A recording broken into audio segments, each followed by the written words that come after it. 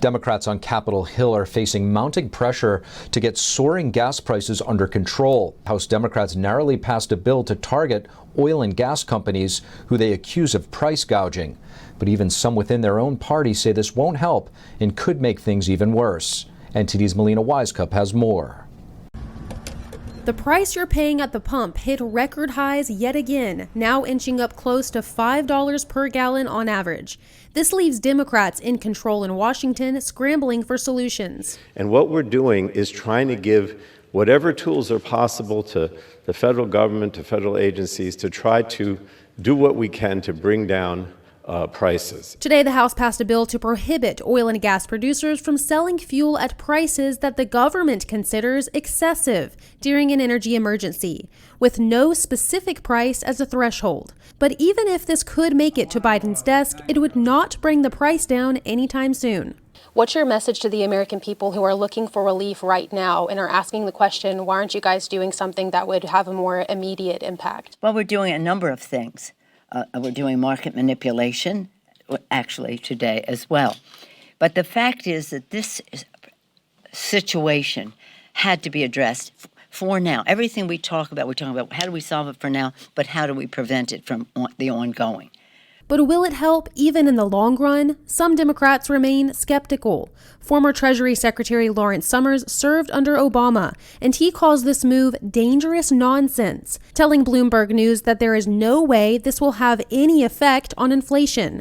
And he says it could even make the issue worse by causing shortages, inhibiting supply responses, which he considers the best way to overcome inflation.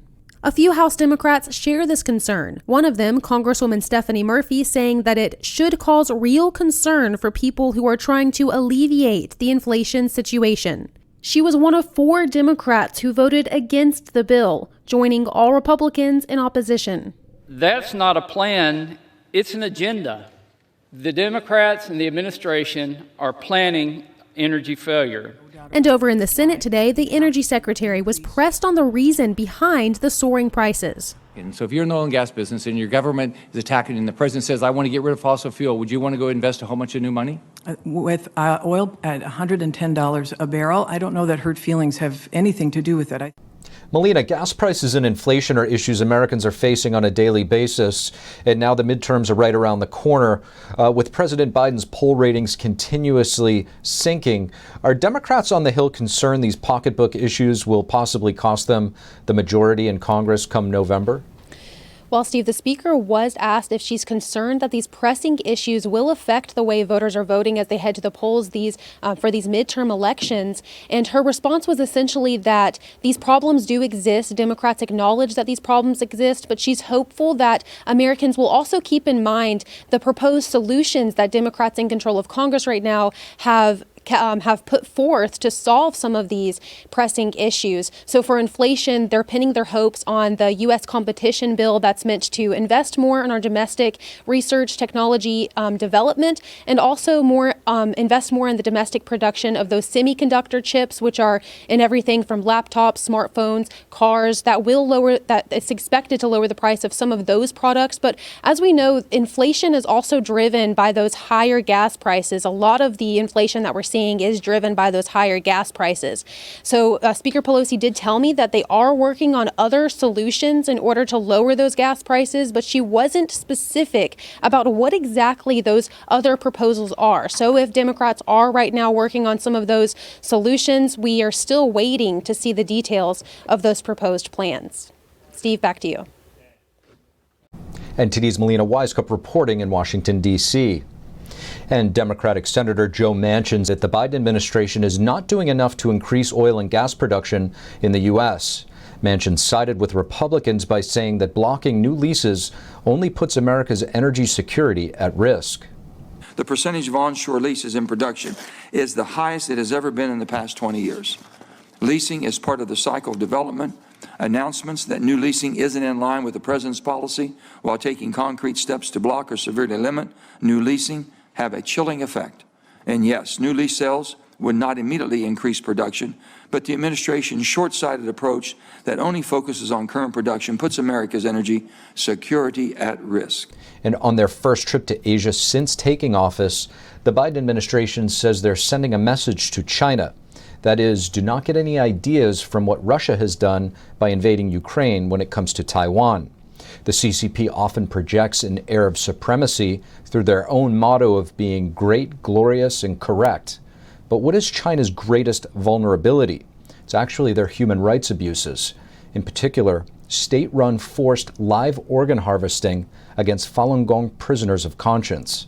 Our next guest is a member of Congress who co-sponsored the Falun Gong Protection Act and understands this issue well.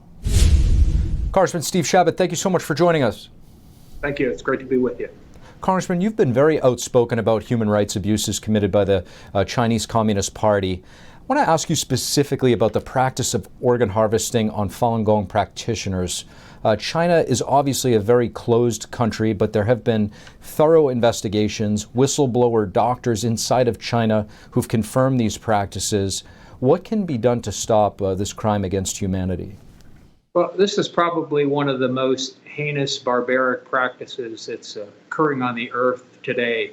It really sounds like a horror movie in many ways. The difference, of course, is this is real.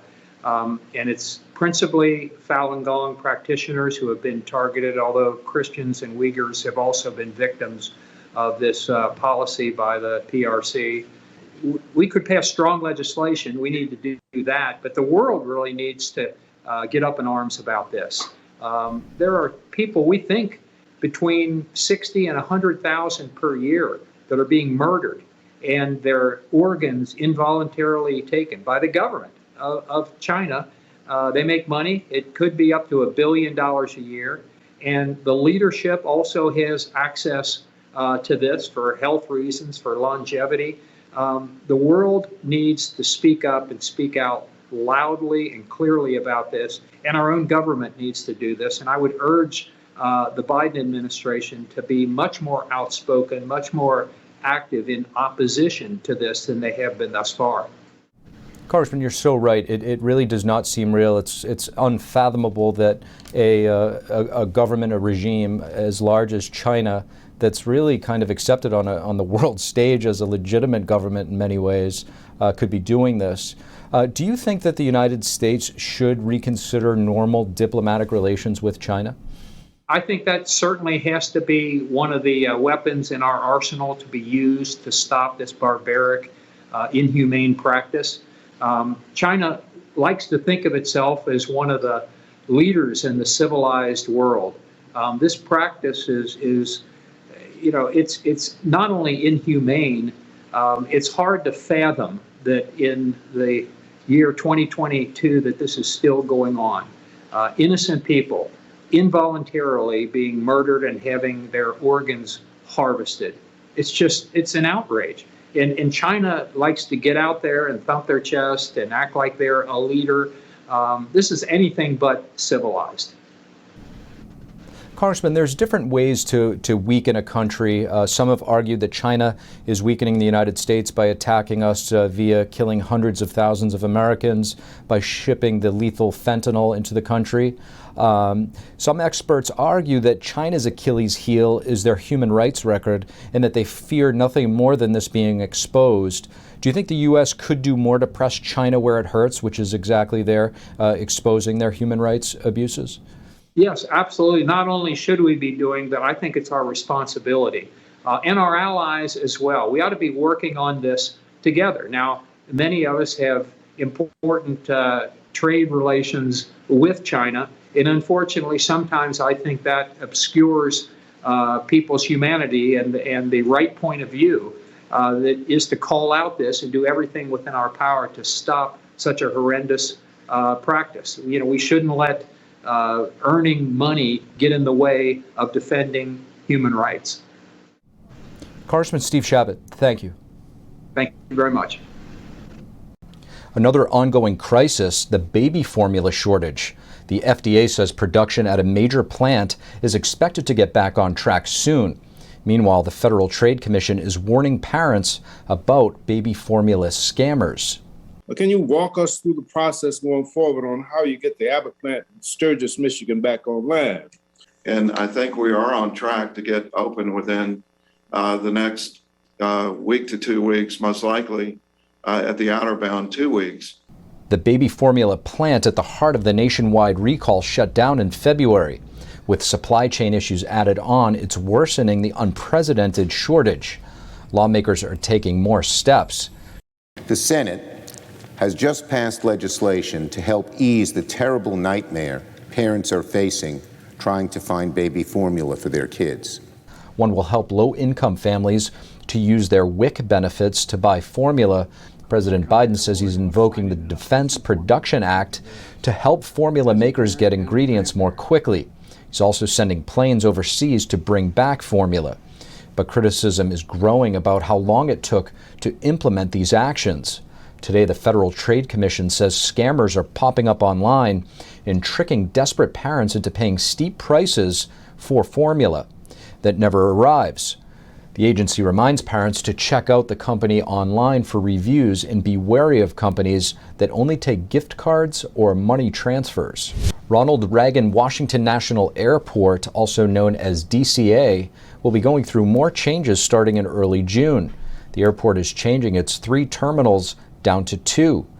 What is now Terminals A, B, and C will become Terminals 1 and 2, combining a portion of each. The gate numbers will also be relabeled. The airport recently made big changes to security checkpoint locations and on the concourse. The new terminal and gate names are intended to make it easier for travelers.